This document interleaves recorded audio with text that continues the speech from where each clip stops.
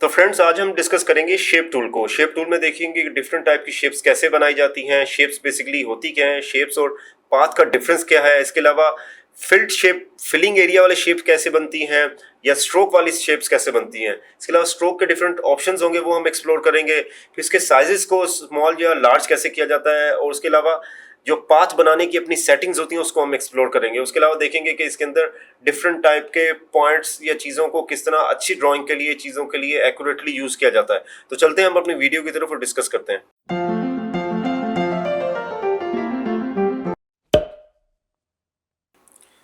ये मैंने एक ब्लैंक पेज खोला हुआ है। आज जैसे हम लोगों ने अभी ये पेन टूल का लास्ट क्लास में डिस्कस किया है, इसके अंदर हमने पाथ को तो डिस्कस कर लिया। ये लास्ट वो उसकी एक सेपरेट हमने क्लास रखी थी, वो आपको अलग वीडियो नज़र आ जाएगी उसकी इस प्लेलिस्ट के अंदर। इसके अलावा अगर हम लोग ये जो शेप है इसको हम डिस्कस करते हैं। अभी हमने पाथ की सारी जो उससे पाथ कैसे बनता है, एंकर पॉइंट्स क्या होते हैं, वो सब डिस्कस कर लिए। अब हम शेप को डिस्कस करते हैं। अब शेप को डिस्कस करते हैं तो जब भी मैं शेप को पाथ से सिलेक्ट करके मैं शेप में आऊँगा तो यहाँ बहुत सारे ऑप्शंस अपीयर हो जाते हैं। बेसिकली पाथ और शेप में डिफरेंस क्या है कि पाथ जो है वो एक ना प्रिंट होने वाला एक ऐसा वेक्टराइज जो है मैथमेटिकल फार्मूला है, जिसकी हेल्प से आप बाद में उसको सिलेक्शन या आउटलाइन में कन्वर्ट करते हैं। बट जो शेप है वो पाथ तो बना ही रही होती है, उसके अंदर जो पॉइंट्स उसी तरह चल रहे होंगे, बट वो एक अलग से एक फील्ड एरिया होगा, उसको आप प्रिंट करेंगे तो वो प्रिंट में नज़र आएगा। तो बेसिकली ये दोनों इंटरलिंक्ड है कि पाथ प्लस उसकी जो फील्ड एरिया या उसकी आउटलाइन एक साथ काम कर रही होती है। तो उसको हम चेक करते हैं ये कैसे काम करती है। अगर मैं फ़िलहाल के लिए जो भी ऑप्शंस एक्टिव हैं इसको रखते हुए मैं कुछ ड्रॉ करता हूँ। मैंने क्लिक किया और मैंने इस तरह करके ड्रॉ किया। आप यहाँ कंफ्यूज नहीं हो जाए तो मैं थोड़ी सी इसकी आउटलाइन कम कर लेता हूँ। आउटलाइन कैसे ज़्यादा या कम होती है वो हम देख लेते हैं। बट ये अभी जो भी हम बना रहे हैं, जैसे अब अगर आपको बेसिक समझनी है इसकी कि ये पेन टूल कैसे यूज़ होता है, तो वो तो एक अलग क्लास में पाथ में मैंने एक्सप्लेन कर दिया। अभी मैं सिर्फ शेप पे फोकस करूँगा। और शेप के लिए जैसे मैं दोबारा बनाता हूँ।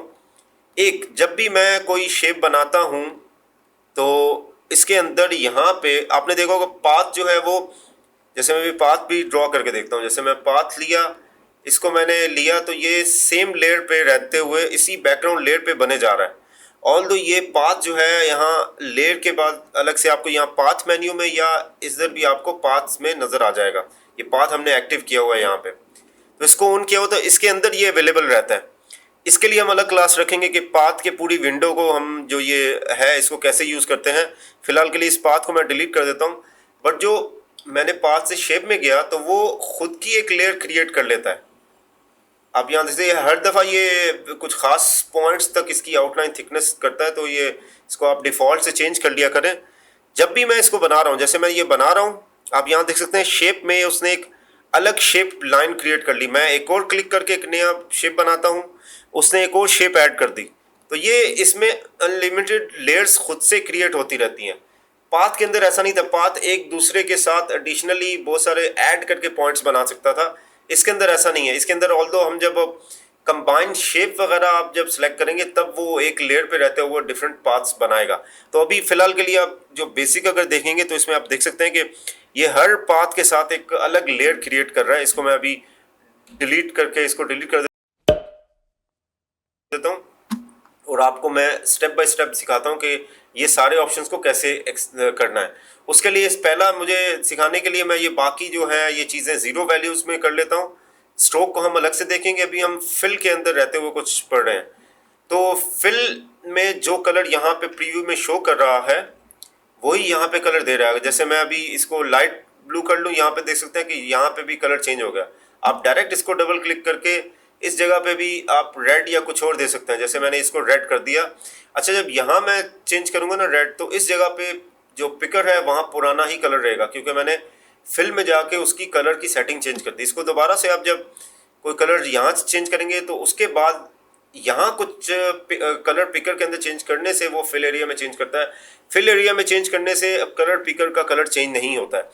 तो ये बेसिकली इसको फिल का ग्रीन कलर भी मैंने रखा हुआ है। अभी मैंने इसको एक पॉइंट दिया और सेकेंड जैसे ए और बी पॉइंट होता है, मैंने उसको शेप को ऐसे करके कनेक्ट किया। आप यहाँ देख सकते हैं कि मैंने इसको ऑल्ट की से इसको कट कर लिया और मैंने इसको, लेकिन आप इसमें देखिए कि जब हम पाथ खाली कर रहे थे, जैसे मैं ये कर रहा हूँ, इसकी जगह मैं अगर पाथ बनाता तो पाथ जो है कुछ भी कलर फिल नहीं कर सकता था, वो खाली एक हमारी शेप बनाता था ऐसे करके, जो पूरी आउटलाइन से देता था, खाली वो ऐसे एम्प्टी आउटलाइंस होती थी। बट इसके अंदर आप ये डिफरेंट ऑप्शंस को यूज़ कर सकते हैं। अच्छा, जैसे मैंने लेट्स सपोज के इनको मैंने यूज़ किया और मैंने इस शेप को सिलेक्ट किया हुआ है, तो मेरी ये इसमें शेप में मैं हूँ, तो शेप में मुझे दिखा रहा है कि इसमें मैंने ग्रीन कलर से पूरा फिल कर लिया। अब मैं दिखाता हूँ, जैसे अगर मुझे कुछ भी ड्रॉ करना है तो ये साथ साथ कलर फिल हो रहा होता है। ये यहाँ से स्ट्रेट क्यों दिखाता है? क्योंकि यहाँ से उसके पास कोई क्लोज पाथ नहीं है, तो 2 पॉइंट का बीच का एरिया डायरेक्ट फिल कर देता है। तो ये अगर जैसे मैं इसमें करता हूँ तो ये यहाँ पे, तो ये आप देख सकते हैं कि जब तक इसको मैं क्लोज नहीं करूँगा वहाँ तक वो स्ट्रेट रहेगा। अब मैं जब से इसको शेप को इनसाइड किया तो तब उसने क्लोज पाथ करते हुए उसके अंदर जितना एरिया था उसको फिल कर लिया। तो ये बेसिकली अभी फिलिंग का ऑप्शन हम यूज़ कर रहे हैं और उसको हम देख रहे हैं।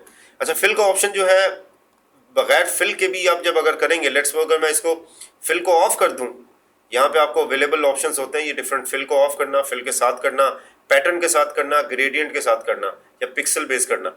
अभी फिलहाल के लिए मैं अगर इसको फिल को ऑफ कर देता हूँ तो ये नॉर्मली उसी तरह पाथ जैसा होता है, नॉर्मली उसमें वर्क करेगा।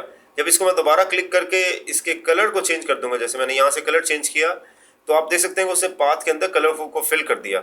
अब जैसे मैंने अगर ये कुछ शेप दी हुई है और मैंने इसके अंदर इसके दूसरे ऑप्शन को, जैसे मैंने ग्रेडियंट अगर किया, इसके अंदर डिफरेंट ऑप्शंस अवेलेबल होते हैं, तो उसने ऑटोमेटिकली इसके अंदर ग्रेडियंट के अंदर शो कर दिया। जैसे मैंने अभी इसके अंदर ग्रेडियंट कुछ और भी अप्लाई कर सकता हूँ।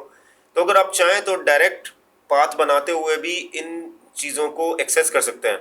अब जैसे मैंने अगर ये एक और फिल लिया और इसके अंदर मैंने इसकी जगह पे ये पैटर्न किया, तो जो भी सिलेक्टेड पैटर्न होगा, अभी मैं यहाँ पैटर्न सेलेक्ट करूँगा तो वो फिल एरिया के साथ, उस शेप के साथ इस पैटर्न को ले लेगा। तो ये बेसिकली 2-3 ऑप्शंस हैं जो आप एक्सप्लोर कर सकते हैं। तो ये जैसे ये मैंने ये एंगल्स हैं कि किस एंगल में वो टेक्सचर आए, और ये या किस स्केल में है, ये मैं स्केल उसका बड़ा या छोटा भी कर सकता हूँ। तो ये आप डिफरेंट एरिया पे इसको एक्सेस कर सकते हैं और देख सकते हैं इसको कि ये डिफरेंट टाइप की शेप्स इसमें कैसे की जाती हैं। एक जैसे मैंने बताया कि बिल्कुल ही एम्प्टी पाथ की तरह यूज़ करना है, दूसरा फिल की तरह, तीसरा ग्रेडियंट या पैटर्न की तरह यूज़ हो सकता है। तो ये आप डिफरेंट वेज में इसको यूज़ कर सकते हैं। तो अब हम आ जाते हैं, जैसे मैंने अभी फिल को मैंने रखा हुआ है ऑफ, और मैं अगर खाली स्ट्रोक को ऑन करता हूँ, अच्छा मैं स्ट्रोक को ऑन करके कुछ स्ट्रोक लगाता हूँ, लेकिन यहाँ तो स्ट्रोक नहीं दे रहा। उसका क्या रीज़न है? वो रीज़न ये है कि यहाँ पे मैंने अभी स्ट्रोक की वैल्यू 0 पिक्सल रखी हुई है। इसको अगर मैं यहाँ पे वैल्यूज़ बढ़ाऊँगा, जैसे ही मैं बढ़ाता जाऊँगा उसका स्ट्रोक बढ़ता चला जाएगा। मेरी चॉइस पे मैं उसको कितना स्ट्रोक देना चाहता हूँ। तो ये मैं इसको स्ट्रोक दिया मैंने और इसको मैंने बनाया। अभी जैसे मैं एक और शेप बनाता हूँ, स्ट्रोक देता हूँ, लेकिन स्ट्रोक की थिकनेस मुझे थोड़ी कम रखनी है, तो मैं इसकी वैल्यू कम कर दूंगा। जैसे अभी भी इसमें ये थोड़ा सा बढ़ा देता हूँ। तो ये देख सकते हैं कि दोनों का आपस में डिफरेंस है कि यहाँ पे स्ट्रोक ज़्यादा है, यहाँ पे स्ट्रोक कम है थिकनेस उसकी। बट इसकी उसी तरह से शेप जो है वो अलग से एक लेयर बनाई जा रही है।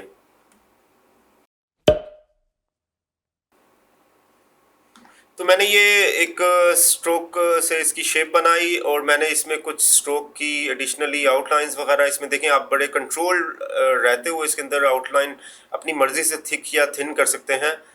अच्छा, अगर मुझे इसका लाइन कंट्रोल, जो इसका लाइन की स्टाइल है, जो आउटलाइन है उसका स्टाइल चेंज करना है, तो यहाँ पे आपको बहुत सारे ऑप्शंस मिल जाएंगे। ये ऑप्शंस क्या हैं वो हम एक्सप्लोर करते हैं। अभी हम लोग स्ट्रेट एक लाइन की तरह उसको कर रहे हैं। अगर इसको मैं डैश में कन्वर्ट कर लूँ, apply this stroke, click to apply this stroke, ये आप इसको क्लिक करेंगे तो आप यहाँ देख सकते हैं कि इसने इसको ये इस तरह के डैश डैश डैश में कन्वर्ट कर दिया। अब इसको मैं अगर देखना चाहूँ, इसके अंदर मोर ऑप्शन देखना चाहूँ कि मुझे डैश की वैल्यूज़ क्या रखनी है, तो आप यहाँ पे जाके इसको मोर ऑप्शन में जाएंगे तो एक और आपका एक विंडो खुल जाएगी। इसके अंदर आप डिफरेंट टाइप के जो अगर अवेलेबल अगर प्रीसेट्स डाले हुए हैं आपने या अवेलेबल हैं वो आप एक्सेस कर सकते हैं। या यहाँ पे आपने ये मैंने भी, क्योंकि ये डैश बड़ा बड़ा क्यों दिखा रहा है, क्योंकि मैं उसको बता रहा हूँ कि 4 पिक्सल तक 4 पिक्सल तक ये पहले डैश आएगा, फिर 2 पिक्सल तक जो है गैप रहेगा। तो इसलिए आप देख सकते हैं ये जितना है उससे आधा ये है। अगर मैं इसको 1+1 कर दूं तो आप यहाँ देख सकते हैं कि इसकी वैल्यू चेंज होने से ये इसकी वो चीज़ इसकी मैं आप थिकनेस यहाँ से कंट्रोल कर सकता हूँ। तो ये काफ़ी देखें अच्छा इंटरेस्टिंग सा एक डैश डैश इफेक्ट में ये कन्वर्ट कर देता है। अच्छा, इसको मैं दोबारा से एक दफ़ा आउटलाइन में कन्वर्ट करता हूँ, एक और ऑप्शन आपको यहाँ पे शो करता हूँ। जैसे डैश होता है इस तरह डॉट से बना हुआ भी डैशेज आ सकते हैं। जैसे मैंने अगर यहाँ पे डॉट पे कनेक्ट किया तो आप देख सकते हैं यहाँ पे डॉट्स जो हैं वो अपेयर हो गए हैं। तो ये डॉट्स को भी आप ले सकते हैं। डॉट्स के अंदर अगर मैं मोर ऑप्शन में जाऊं तो उसमें भी मेरा है कि मैं कितना गैप देना चाह रहा हूं। जैसे यहाँ पे मैंने अगर 2 की जगह 3 गैप दे दिया तो ये देख सकते हैं आप एक सर्टन डिस्टेंस से वो उसका जो है गैप बढ़ा देगा। इसको मैं अगर 4 कर दूंगा तो ये गैप बढ़ा देगा। इनको आप ज़रूर चेक किया करें, ये मोर ऑप्शन में आपको काफ़ी यूज़फुल ऑप्शंस होते हैं। तो ये मैं यहाँ से इसको 1 करता हूँ तो ये बहुत क्लोज हो जाएगा। 2 एटलीस्ट रखना चाहिए ताकि थोड़ा सा डॉट्स में फ़र्क रहे उसमें। अच्छा, इसको अगर हम लोग दोबारा से स्ट्रेट करते हैं और मैं इसके जो अभी फ़िलहाल के लिए मोर ऑप्शन में जाता हूँ। मोर ऑप्शन में रहते हुए मैं आपको यहाँ पे दिखाना चाह रहा हूँ कि अगर मैंने इसको डैश करना है, लेट्स सपोज कि मैंने इसके प्रीसेट में इसको तो यहाँ पे डैश रखा है और इसके मैं मोर ऑप्शन में गया हूँ। तो इसको इस डिज़ाइन को अगर ओरिएंटेड बनाना हो, जैसे मुझे अगर 1 पिक्सल का डैश करना है, फिर 2 का गैप करना है, फिर इसको मैं कंटिन्यू भी कर सकता हूँ। फिर सेकंड जो डैश आएगा वो मैं बोलता हूँ 2 हो और उसका यहाँ पे 1 हो गैप, यहाँ पे 3 हो और 1 हो। ये थोड़ा डिज़ाइन ओरिएंटेड डैशेस भी हो सकते हैं। जैसे ये मैंने दिखाया था 3 पिक्सल के बाद मैंने 1 पिक्सल ऑफ किया, फिर 2 पिक्सल के बाद मैंने 2 पिक्सल ऑफ किया, फिर 1 पिक्सल के बाद मैंने 1 पिक्सल ऑफ किया। तो ये आप इसमें बहुत सारे डैश में भी प्रीसेट्स में भी आप चेंज कर सकते हैं कि आप अपने मोर ऑप्शन में जाके इसके चीज़ों को चेंज कर सकते हैं। तो अभी हम इसको दोबारा से नॉर्मल डैशेस में ले लेते हैं। इसको अगर हम चेक करते हैं इसके अंदर ये 3 ऑप्शन और मिल रहे हैं। एक तो अलाइंड है, वो अलाइनमेंट का एक नॉर्मल सा ऑप्शन है।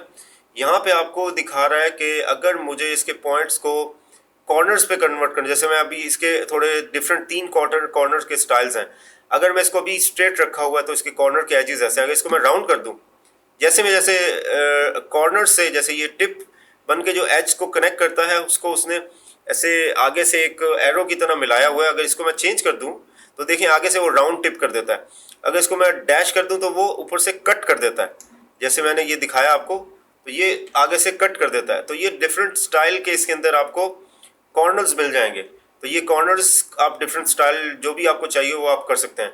ये एक इसमें भी 3 ऑप्शन है कि जो भी मैंने बनाया उसका अगर राउंड टिप चाहिए है या उसका कट का स्टाइल क्या चाहिए। मैं आपको इसको अलग से एक बना के दिखाता हूँ। जैसे कि अगर आपने ये मैंने डिलीट कर दिया शेप को, इसको मैंने शेप को डिलीट कर दिया और एक और मैंने स्ट्रेट सी इसमें बस एक लाइन लगाई इसकी और इसके अंदर मैंने कुछ स्ट्रोक दे दिया। अब यहाँ मैं दिखाना चाह रहा हूँ कि जो ये है ऑप्शन वो कैसे वर्क करता है।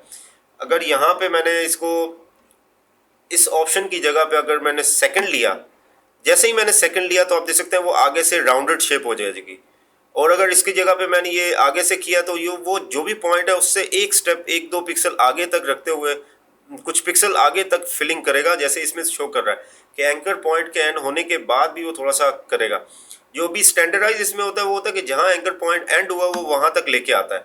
बट सम टाइम मैं इसको राउंड पे रखता हूँ ताकि जहाँ पे अगर प्रिंट वगैरह हो तो उसके एज के बिल्कुल स्ट्रेट कॉर्नर्स नहीं हो तो वो राउंड पे रहे। तो आप ये डिफरेंट ट्राई कर सकते हैं इसमें।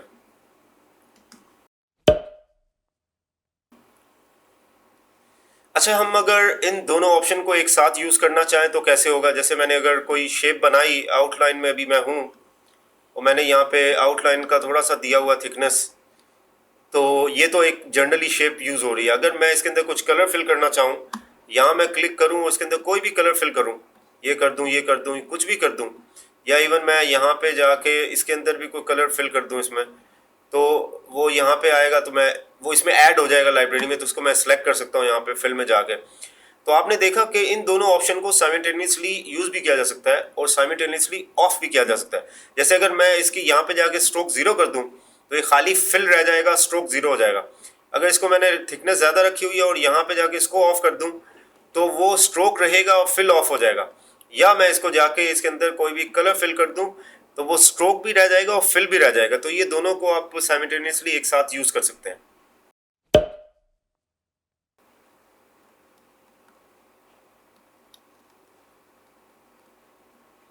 अच्छा, जैसे मैंने ये अभी इस पे एक थिकनेस सी दी हुई है, मैं ये ज़रा दिखाना चाह रहा हूँ कि ये जो आपके जो ये ऑप्शंस होते हैं, वैसे ये इतने यूज़फुल नहीं होते, क्योंकि ज़्यादातर हर आर्टिस्ट, हर ग्राफिक डिज़ाइनर चाहता है कि वो उसकी जो एडजस्टमेंट है विड्थ की और हाइट की, जो साइजेस की है, वो उसके अपने हाथ से कंट्रोल हो। बट अगर आपको ये वैल्यूज़ वैसे फिजिकली चेंज करनी है, जैसे मैं इसको वैल्यूज़ को चेंज कर रहा हूँ, ये एरोज़ की मदद से मैं इसके करीब जाता हूँ, एरोज़ आ रहे हैं, तो वो उसकी शेप को विड्थ में जो है वो कर रहा है। अब मैं इसको थोड़ा सा थिकनेस कम कर लेता हूँ। अगर हाइट में करूँगा तो ये देखें कि इसका हाइट बड़ा हो रहा है। तो ये मैं इससे जो भी शेप है मेरी, उसको मैं बड़ा या छोटा कर सकता हूँ। अच्छा, ये अभी प्रोपोर्शनली ऑन है, अगर इसको मैं ऑफ कर दूं तो खाली हाइट बढ़ेगी, ये देखिए, और इसकी विड्थ जो है वही रहेगी। और इसके अगर मैं विड्थ को करना चाहूँ थोड़ा सा ब्रॉड, तो इसको मैं, जैसे ये मैंने ब्रॉड करना शुरू किया, तो इसकी हाइट फिक्स रहेगी और खाली विड्थ उसकी बड़ी हो जाएगी। अगर आप दोनों को क्लिक करके कुछ भी वैल्यूज पुट करेंगे, यहाँ आप देख सकते हैं कि मैंने ये दोनों की वैल्यू को एरो से इसे नैरो डाउन कर रहा हूँ, तो ये ओवरऑल पूरा साइज छोटा या फिर बड़ा हो सकता है यहीं से। तो ये आप इनको यहाँ से अपनी शेप्स के साइजेस को अगर बड़ा या छोटा करना हो, यहाँ से यूज़ कर सकते हैं। अच्छा, अभी तक हम लोग करते रहे, जैसे कोई भी शेप होती है, जैसे इसमें मैं कुछ पिक्सल ऐड कर देता हूँ और मैं कोई भी शेप बनाता हूँ, तो सिंगल शेप के बाद एक नई शेप बनाने में मेरा जो है वो एक, अगर मेरा ये ऑप्शन मैंने अभी ये ऑन किया है, अगर इसको मैं ऑफ कर देता हूँ तो जितनी मैं शेप बनाऊंगा वो एक नई लेयर पे अपेयर हो जाता है। ये जैसे मैं जितनी भी शेप्स बनाऊंगा नई वाली, तो ये आप देख सकते हैं यहाँ इकट्ठी शेप्स बनती जा रही हैं, बहुत सारी इसकी अलग। समटाइम आपको ये इतनी ज़्यादा शेप्स नहीं बनानी होती कि आप एक एक लीफ की तो बनाएं अलग शेप और फिर उसको चेक करते रहें। आप इससे अच्छा है कि ये कंबाइंड शेप, तो बाकी सबको तो हमने एक्सप्लोर कर लिया पाथ के साथ, इसमें आप एटलीस्ट ये कंबाइंड शेप का ऑप्शन ऑन रखा करें, तो जो भी शेप्स होंगी, जैसे मैंने ये शेप रखी, इसको थोड़ा सा मैंने आउटलाइन दी हुई है, तो मेरी ये एक शेप हो गई, मैंने दूसरी बनाई, ये आप देख सकते हैं यहाँ पे वो एक ही जगह पे दोनों शेप्स दिखा रहा है। तो ये कंबाइंड शेप का ये फ़ायदा है कि आप एक ही पेज पे रखते हुए वो आउटलाइन चीज़ें शो कर रहे होते हैं और आपकी शेप्स एक ही लेयर पे रहती हैं। तो आप इसको ऑप्शन को एक्टिव कर सकते हैं, कंबाइंड शेप। अच्छा, यहाँ पे जैसे मैंने आपको ये पिछली उसमें वीडियो में दिखा दिया था पाथ वाले में कि ये ऑटो ऐड एंड उसमें डिलीट वाले ऑप्शन यहाँ पे भी अवेलेबल हैं शेप के अंदर।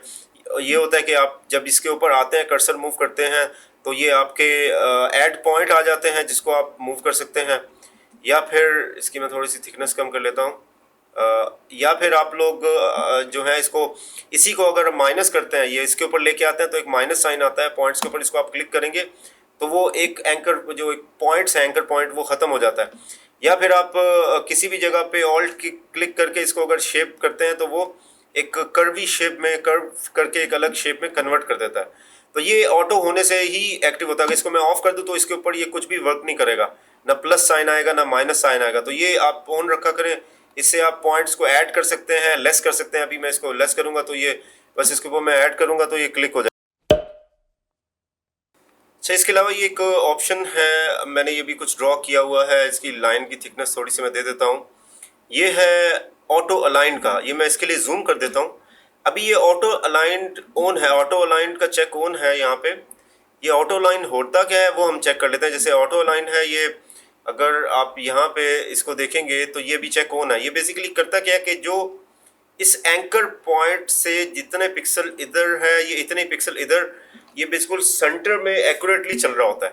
तो इसको हमेशा ऑन रखेंगे। इसको मैं अगर ऑफ करूंगा तो आप देख सकते हैं किसी एक जगह पे, जैसे पहली स्टार्टिंग शेप तो नहीं, जो एंडिंग शेप होती है उसमें ये थोड़ा सा आउट कर देता है। जैसे ये मैं इसको ऑटो लाइन ऑफ करता हूँ तो यहाँ आप देखिएगा थोड़ा शिफ्ट होता है। तो इसको कंट्रोल कर, जैसे मैं अभी यहाँ पे लेके आता हूँ इसको, इसको मैं ऑटो लाइन से ये दो, तो ये कुछ चंद पिक्सल थोड़ा सा आउट कर सकता है। इस वजह से बेहतर है कि आप ऑटो लाइन हमेशा ऑन रखा करें। अच्छा, इसके अलावा हम लोग यहाँ पे कुछ सेटिंग्स है, इसको देख लेते हैं। अभी जैसे आपने देखा होगा कि मैं जो भी लाइन ड्रॉ कर रहा हूँ वो एक ब्लू कलर की पाथ बना रहा है। तो ये अगर बैकग्राउंड में कोई ब्लू कलर का डिज़ाइन हो जिसके अंदर से आपने क्रॉपिंग करनी है और पाथ बनाने में मसला आ रहा है, तो आप इस सेटिंग में जाके इसकी डिफ़ॉल्ट कलर को ब्लू की जगह ग्रीन या आप मैजेंटा या कुछ भी कर सकते हैं। आप यहाँ पे बहुत सारे आपके पास अवेलेबल चॉइसेस होते हैं। तो सियान कर दिया, तो अभी मैं इसको ब्लू ही रखता हूँ, बट ये मेनली जो है ये इस वजह से ये यहाँ पे आपको ऑप्शन सारे कलर चेंज के यहाँ पे अवेलेबल एक्सेस हो जाते हैं। तो अगर पीछे कंट्रास्टिंग इमेज हो जहाँ से आपने बनाना है तो यहाँ से आप कलर चेंज कर सकते हैं। तो ये इसमें कोई लिमिटेशन नहीं है कि आपने पाथ का कलर चेंज करना, तो बहुत ईजिली हो जाता है। इसके अलावा यहाँ पे देखें पाथ की थिकनेस, ये हमेशा 1 पिक्सल रहती है। वैसे ये हमेशा यही रहे अच्छा है, या फिर इससे कम कर दें। बढ़ाने का मसला क्या है कि ये पाथ जो होता है वो कभी प्रिंटेबल नहीं होता। पाथ की अपनी कोई प्रिंट करने में वो आता नहीं है, तो उसको ज़्यादा थिक करने की ज़रूरत नहीं है। सिर्फ अगर विजिबिलिटी का इशू है, किसी की कोई आई साइट वीक है, तो वो बेसिकली इसको थोड़ा सा थिक भी कर सकता है 2 या 3 पिक्सल पे। बट ये अगेन आप देखें थोड़ा सा अजीब सा लगना शुरू हो जाता है, क्योंकि ये जो है एक्चुअली में तो ये 1 पिक्सल स्टैंडर्डाइज है, या फिर मैं तो इवन 0.75 या 0.5 तक भी जाके काम करता हूँ। 1 पिक्सल आप कम रखें ज़्यादा करने में, क्योंकि ये प्रिंटेबल नहीं होता है। अभी तो ये इसमें आउटलाइन भी चल रही है, तो इसको मैं ऑफ कर दूं तो ये तो एंकर पॉइंट का एक 1 पिक्सल का साइन है। इसकी अगर हम थिकनेस यहाँ से बढ़ाना शुरू कर देंगे तो आप लोग कंफ्यूज हो जाएंगे कि जैसे शायद कोई आउटलाइन प्रिंट हो जाएगी, बट ये आउटलाइन प्रिंट नहीं होगी। ये सिर्फ एक विजिबल सा एक रेफरेंस पाथ होता है जिसको आप बाद में कन्वर्ट कर सकते हैं। तो इसको हमेशा आप 1 पिक्सल या उससे डाउन में ही रखें, इट्स बेटर। इसके अलावा आप यहाँ देखिए, यहाँ पे एक रबर बैंड करके ऑप्शन है। अभी मैं इसके अलावा जैसे कि अगर मैं नॉर्मल ड्रॉ कर रहा हूँ तो ये मैं जब भी ड्रॉ करता हूँ तो देखें आगे मेरे पास कोई रेफरेंस का कोई ड्राइंग के क्या बन रही है वो शो नहीं करता। जैसे मैंने इसको क्लोज पाथ किया, अब जैसे अगर मैं एक ऑप्शन जो है वो रबर बैंड ऑन करने के साथ करूँ, यही वाली शेप, तो मैं जैसे फर्स्ट क्लिक करूँगा तो आप देखेंगे इसके अंदर से जैसे रबर बैंड होता है ना, जैसे स्ट्रेच होता है और आपको एक इलास्टिसिटी नज़र आती है। तो ये आप जैसे इसके अंदर एक वाइब्रेट होता हुआ एक इलास्टिक टाइप की ये चीज़ नज़र आ रही है। इसको मैं कहीं पे भी क्लिक करूँगा तो ये मेरा रेफरेंस दे रहा होगा। जैसे अभी देखें, इसका कभी कभी फ़ायदा भी ये होता है कि ये जैसे मैंने अभी किया, तो ये अभी मैंने कुछ पाथ किया नहीं, बट वो पहले से ही शेप शो कर रहा है। इसको आप यहाँ से एक्टिव कर देंगे। जो बिल्कुल ही नया नया डिज़ाइन बना रहे हैं ना, उन लोगों को आइडिया नहीं होता कि ये शेप आगे क्या वर्क करने वाली है, तो ये उनके लिए अच्छा है। जैसे लेट्स सपोज ये मैंने रबर बैंड ऑन किया हुआ है और मैंने इसको किसी जगह पे रखा, तो मुझे पहले से ही पता चल रहा है कि ये किस एंगल पे शेप को कर्व कर रहा है, क्योंकि इसका एंकर पॉइंट इस साइड पे था तो ये इधर शो कर रहा है। अगर मैं डायरेक्ट क्लिक करूँगा तो ये वहाँ एंड कर देगा। अगर मैं दोबारा से क्लिक करके इसको करूँगा, अच्छा ये बीच में जो ग्रे लाइन्स हैं ये आप इसमें कन्फ्यूज़ नहीं होइएगा, ये सिर्फ और सिर्फ इन दोनों को अगर स्ट्रेट क्लोज करना हो तो उसका पाथ दिखा रहा है। बट जो ये आपका कलर्ड पाथ है ये ही मेन चीज़ है, ये एक्चुअल ड्रॉ हो रहा होता है। अच्छा इसमें ऊपर से ये काफ़ी मैग्नेटिक टाइप का होता है रबर बैंड। जैसे मैं इसके पास गया ना तो ये ज़ीरो के साथ इसको खुद से टच कर रहा है। ये कुछ इसमें एक्स्ट्रा फीचर होते हैं, अगर आप चाहें तो इसको एक्सेस कर सकते हैं। जैसे मैंने भी इसको दोबारा से, आप देखें किसी भी जगह पे जाता हूँ ये ऑटोमेटिकली अपनी एक राउंडेड शेप दे रहा है, जो आपको कभी कभी न्यू कमर्स के लिए हेल्प करती है। मुझे तो ये डिस्ट्रैक्ट करती है, बट ये कि न्यू कमर्स जो है वो इसको यहाँ से सिलेक्ट कर सकते हैं। इसको मैंने ऑल्ट की क्लिक प्रेस किया, यहाँ से किया, तो मेरे पास एक अलग से शेप जितनी भी हैं वो शो हो रही होती हैं। तो इसको किसी किसी जगह पे आप यूज़ भी कर सकते हैं। इसको ऑल्टर की प्रेस की, इसको आपने क्लोज पाथ कर दिया, तो ये आप देख सकते हैं कि इससे कॉम्प्लेक्स शेप थोड़ी से अच्छे तरीके से बनाई जा सकती हैं। तो इसको आप रबर बैंड को ऑन या ऑफ करके यहाँ से चेक कर सकते हैं। ये आपको यहाँ सेटिंग के अंदर अवेलेबल हो जाएगा। तो फ्रेंड्स, उम्मीद है आज की वीडियो आपको बहुत पसंद आई होगी। अगर इससे रिलेटेड कोई भी क्वेश्चंस हैं आपके, कोई भी क्यूरीज़ हैं, आप कमेंट सेक्शन में मुझसे डायरेक्टली पूछ सकते हैं, मैं उस पर आपको आंसर दे दूंगा। आप इस वीडियो को लाइक करें और सब्सक्राइब करें